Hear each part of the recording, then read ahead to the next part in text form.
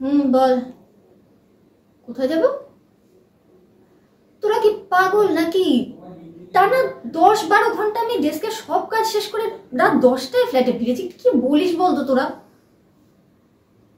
তো ওখানে তো লোকাল করেসপন্ডেন্ট রয়েছে, আমি না গেলে হবে না।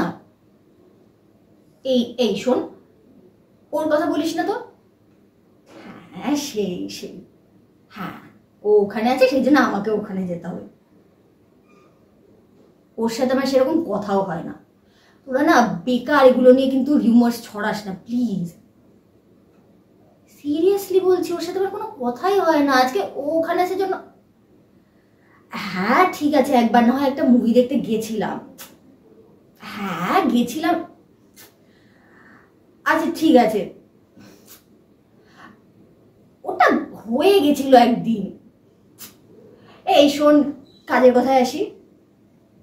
ওকে, এটা নিয়ে তোর সাথে আমি পার্সোনালি পরে কথা বলবো। এই ছেলেটা কিন্তু কিউট জানিস। না রে সিরিয়াসলি, আর খুব ভালো ছেলে। আচ্ছা ঠিক আছে, তোকে আমি পরে ডিটেলে বলবো, তুই এখন কাজের কথাটা বল। ওকে, না ঠিক আছে, 6:30টায় গাড়ি করে হাওড়া পৌঁছে যাবো, চাপ নেই। কটা বাজে এখন? ঠিক আছে, গাড়ি পাঠিয়ে দিস, আর ট্রেনের টিকিটটা রেডি আছে। Okay fine. সেই ওখানে গিয়ে তো আমাকে কাজ করতে হবে না, আমি শুধু ওর সাথেই ঘুরে বেড়াবো। এই রাখ। হ্যাঁ ওকে।